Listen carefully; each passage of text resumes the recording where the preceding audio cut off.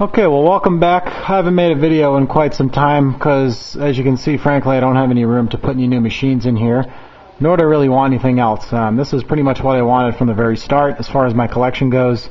I have the MK1 MAME, MK2, and then the UMK3, MK3, MK4 cabinet. I'm making a video here tonight just to kind of answer a few questions. I've had probably about a dozen to maybe 15 questions in the last month or so about a Jamma switcher. I know that your MK Arcade Source, formerly known as Main Man, and I have probably fielded a lot of these questions. Some of them ending up where he's actually having to do some work on some of the Jamma switchers for some of these individuals, since I don't know how to do it and he did mine. So I'm just going to kind of go through real quick and show how it works, what it does, and what it accomplishes as far as not needing to buy an MK3, an MK2, and an MK1 cabinet if you want to have the actual PCB boards and not play MAME on a computer. So, for example, this MK1 cabinet, as I said before, is a MAME. It's the actual arcade cabinet from the factory. It still plays the PCB board, but I have a computer in here, and I made my own my own control panel, as I've shown many a times, and it plays all the games. But if you're a true arcade enthusiast and you wanted the actual arcade cabinet playing the actual arcade PCB board, you would need to buy a cabinet and then put the PCB in. Same exact thing for MK2. MK2 is the cabinet that I saw as a kid that got me kind of excited about the designs of the cabinets. MK1, I remember playing this game, but I don't remember distinctly seeing one of the cabinets anywhere. I've had maybe 4 or 5 MK1s, and this is the best one I've ever seen. I decided to keep this one because I sold my other one to another YouTube user, which was in very, very nice shape. But this one here is probably the nicest one I've ever seen. There's really no damage whatsoever except for a small piece of paint that's missing up in the right corner, which you can barely even see. Other than that, the cabinet really looks like it just rolled off the showroom floor. There's absolutely no fading on the side art, as you can see. There's basically no scratches, dings, or dents anywhere in the cabinet, as well as the front panel there. This, like I said, I made, but I have the original one up in the closet, and that's in phenomenal shape also. The MK2 cabinet, like I said, this was the one as a kid that I wanted. It was crazy back in the day to actually have your own arcade cabinet, and I didn't know anybody that had one. So now that I'm older and can afford to do what I want, and I have an extra room in my house that's pretty much a game room, here they are. Very rarely do I play them, however. I thought once I got them, I'd play them every night, and the whole aura of them wears off over time when you do get them, and they do take up a lot of room. But really, sitting in the house, they're not really doing any damage or anything.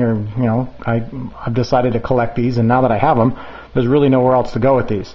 So back to this video at hand. The reason I'm going to just do a quick walkthrough on this is because, like I said, I've had a lot of questions on how this thing works. So I'm going to turn it on. You just turn it on back here with your standard switch, and the way it comes on, I'm going to turn the light off so you can see. The way it comes on is nothing comes on the screen, as you can see. The machine is on, as you can see. The lights are on, the coin door lights are on, but there's no power to any of the PCB boards. You use this remote control that comes in, comes with a package. Now, I bought this originally from JammaBoards.com, and I understand that he's not selling them anymore for some reason or another.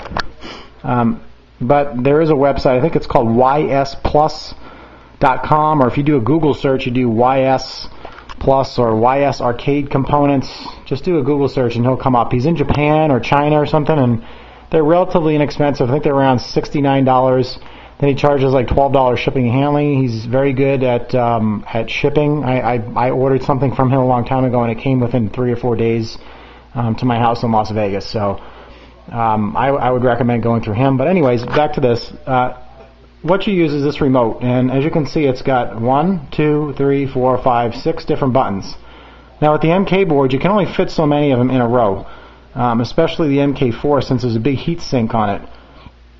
So I think I have that one in number 5, but I'll just show you for educational purposes. When I press 1, as you can see, nothing's on the screen.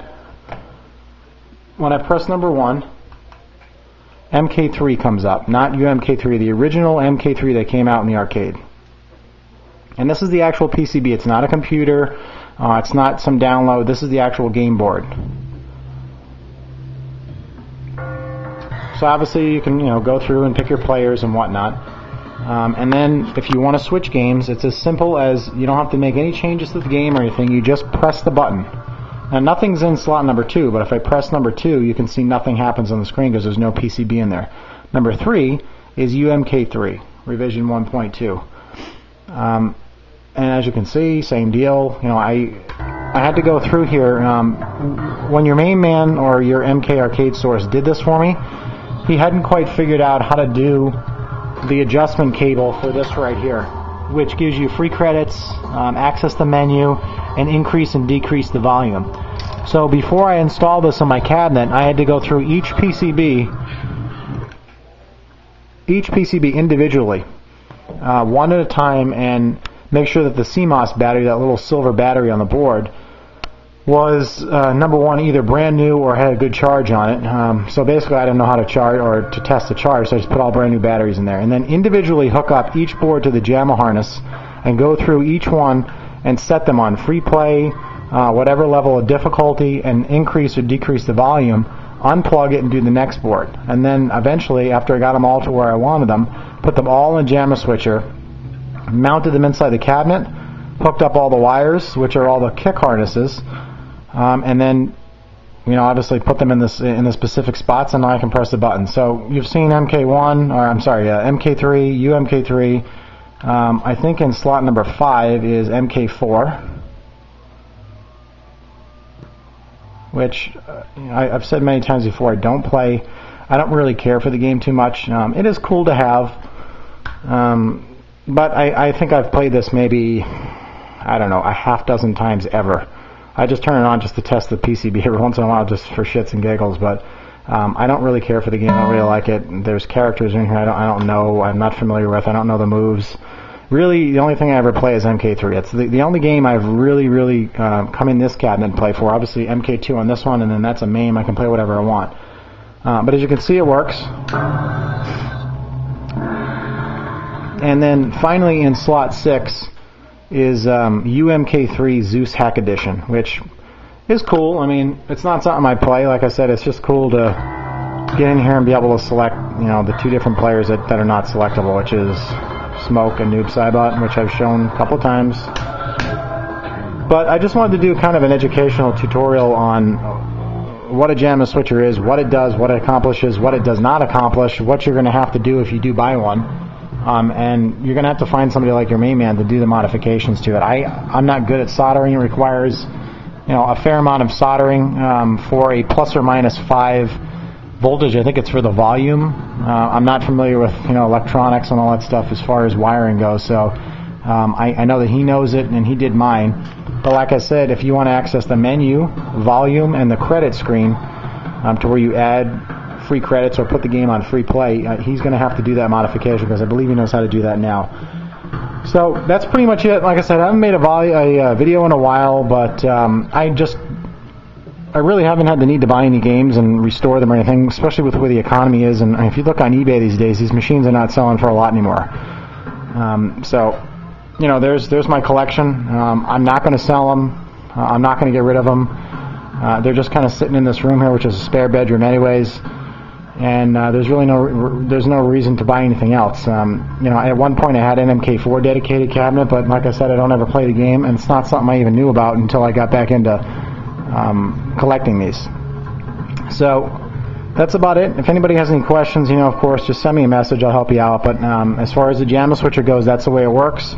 It's as simple as buying the boards, getting yourself any Jamma cabinet. You don't necessarily need to have an MK cabinet or a Mortal Kombat cabinet or Killer Instinct or something like that, but it is nice to have a midway cabinet because all the wires are hooked up in the control panel for all the buttons, as you can see, all wired up individually, and it makes your installation a lot easier.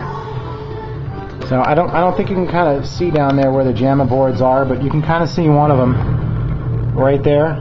You can see the stickers on top there. Those are the ones that are just kind of sitting in there, and they need to be secured to the cabinet if you ever move it around. But that's to your own discretion. So I hope that helps people answer some questions. But there's just kind of a quick informational video about how it works, what it does, and what it doesn't do. So thanks for watching, and I'm not sure when I'll see you.